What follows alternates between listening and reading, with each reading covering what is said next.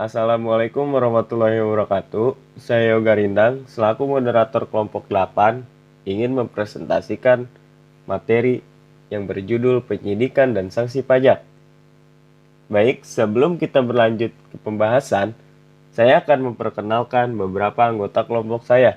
Yang pertama ada Ishak Pasya Padilla, yang kedua ada Bagas Syaputra, yang ketiga ada Muhammad Rauf, yang keempat ada Muhammad Fikri Nur Wahid, dan yang terakhir ada saya sendiri, yaitu Yoga Rindang. Baik, tanpa berlama-lama, kita lanjut pada pembahasan, yaitu pengertian penyidikan dan sanksi pajak. Penyidikan merupakan proses kelanjutan dari hasil pemeriksaan yang mengindikasikan bukti permulaan. Secara sederhana, bukti permulaan merupakan keadaan, bukti, atau benda yang memberi petunjuk adanya suatu tindakan pidana perpajakan. Pengertian sanksi pajak menurut Mardiasmo menyatakan bahwa sanksi perpajakan merupakan jaminan bahwa ketentuan peraturan perundang-undangan perpajakan atau norma perpajakan akan dituruti, ditaati, ataupun dipatuhi. Atau dengan kata lain, sanksi perpajakan merupakan alat pencegah agar wajib pajak tidak melanggar norma perpajakan. Nah, selanjutnya ada pasal tentang penyidikan. Yang pertama, pasal 133 Undang-Undang Ketentuan Umum dan Tata Cara Perpajakan atau biasa disingkat KUP. Penyidikan pajak atau lebih tepatnya penyidikan tindak pidana di bidang perpajakan adalah serangkaian tindakan yang dilakukan oleh penyidik untuk mencari serta mengumpulkan bukti. Yang kedua ada pengumpulan bukti itu ditunjukkan untuk membuat suatu tindakan pidana perpajakan menjadi terang atau jelas serta dapat ditemukan tersangkanya. Penyidikan tindak pidana perpajakan ini dilaksanakan berdasarkan ketentuan yang diatur dalam Undang-Undang Hukum Pidana. Oke, saya Bagas Saputra. Saya akan melanjutkan presentasi dari Yoga Rindang. Saya akan menjelaskan tujuan dari penyidikan. Tujuan utama dari dilakukannya proses penyidikan adalah untuk menemukan bukti sekaligus tersangka yang melakukan tindak pidana dalam perpajakan.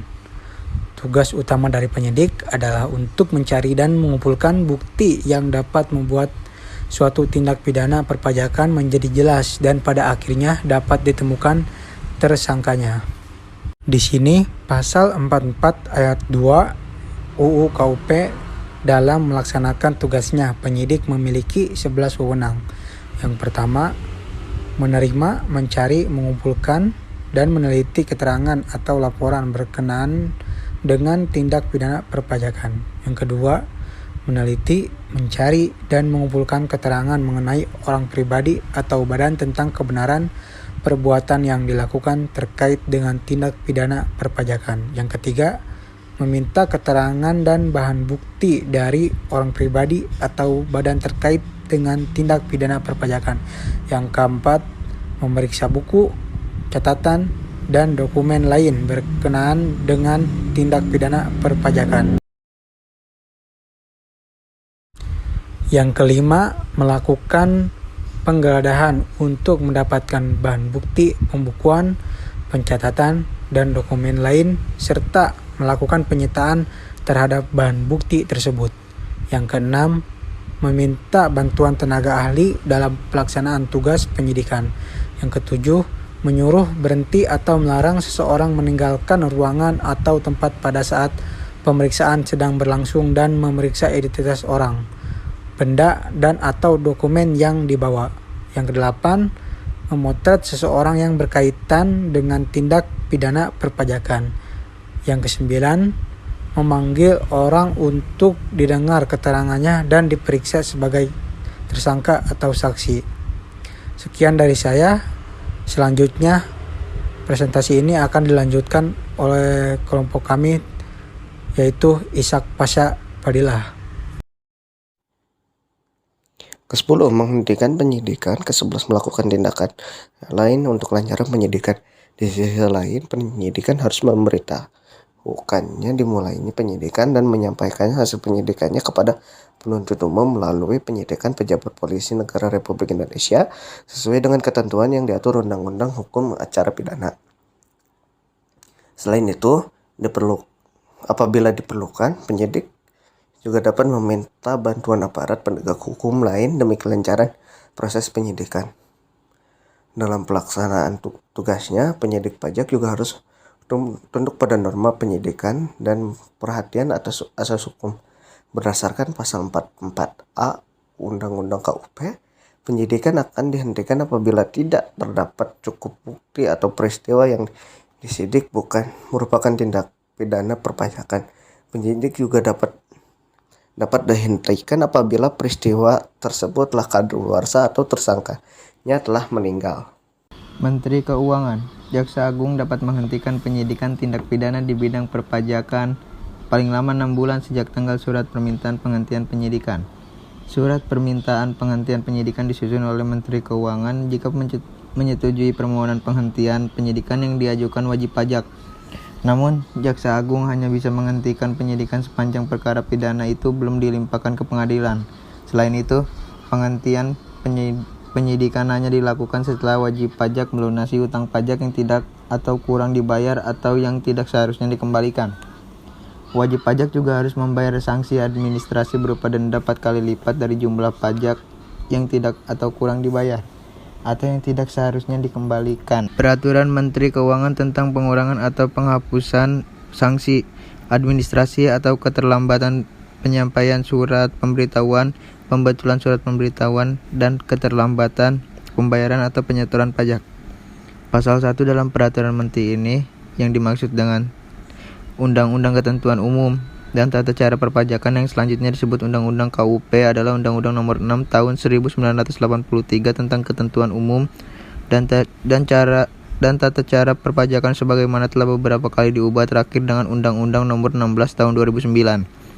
2. Surat pemberitahuan yang selanjutnya disebut SPT adalah surat yang oleh wajib pajak digunakan untuk melaporkan perhitungan dan atau pembayaran pajak, objek pajak dan atau bukan objek pajak, dan atau harta dan kewajiban sesuai dengan ketentuan peraturan perundang-undangan di bidang perpajakan. 3. SPT masa adalah surat pemberitahuan untuk suatu masa pajak. 4. SPT tahunan adalah surat pemberitahuan untuk suatu tahun pajak atau bagian tahun pajak. 5. Surat tagihan pajak adalah surat untuk melakukan tagihan dan atau sanksi administrasi berupa bunga dan atau denda. 6. Sanksi administrasi adalah sanksi administrasi berupa bunga atau denda yang tentang sesuai dengan ketentuan pasal. 7. Pasal 8 ayat 2, Pasal 8 ayat 2A, Pasal 9 ayat 2A, Pasal 9 2B atau Pasal 14 ayat 4 Undang-Undang KUP. Pasal 4. 1. Dalam rangka mendapatkan pengurangan atau penghapusan sanksi administrasi sebagaimana dimaksud dalam pasal 2, wajib pajak menyampaikan permohonan kepada Direktur Jenderal Pajak. 2.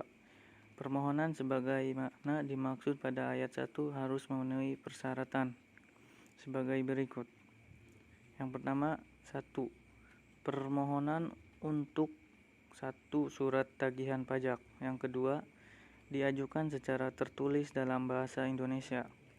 Yang ketiga, ditandatangani oleh wajib pajak dalam hal wajib pajak, orang pribadi atau wakil wajib pajak dalam hal wajib pajak, badan dan tidak dapat dikuasakan. Dan yang keempat, disampaikan ke kantor pelayanan pajak tempat wajib pajak terdaftar. Kesimpulan, penyidik merupakan proses kelanjutan dari hasil pemeriksaan yang mengindikasikan bukti permulaan. Secara sederhana, bukti permulaan merupakan keadaan bukti atau benda yang memberi petunjuk adanya suatu tindak pidana perpajakan. Penyidikan tindak pidana perpajakan ini dilaksanakan berdasarkan ketentuan yang diatur dalam Undang-Undang Hukum Pidana. Tujuan utama dari dilakukannya proses penyidikan adalah untuk menemukan bukti sekaligus tersangka yang melakukan tindak pidana dalam perpajakan. Pasal 44 ayat UU KUP Dalam melaksanakan tugasnya, penyidik memiliki 11 wewenang. Kedua, meneliti, mencari, dan mengumpulkan keterangan mengenai orang pribadi atau badan tentang kebenaran perbuatan yang dilakukan terkait dengan tindak pidana perpajakan. Pasal 4, dalam rangka mendapatkan pengurangan atau penghapusan sanksi administrasi sebagaimana dimaksud dalam pasal 2, wajib pajak menyampaikan permohonan kepada Direktur Jenderal Pajak, disampaikan ke kantor pelayanan pajak tempat wajib pajak terdaftar. Pasal 44 ayat UU KUP, dalam melaksanakan tugasnya penyidik memiliki 11 wewenang. Cukup sekian dari kelompok kami. Terima kasih atas perhatiannya. Wassalamualaikum warahmatullahi wabarakatuh.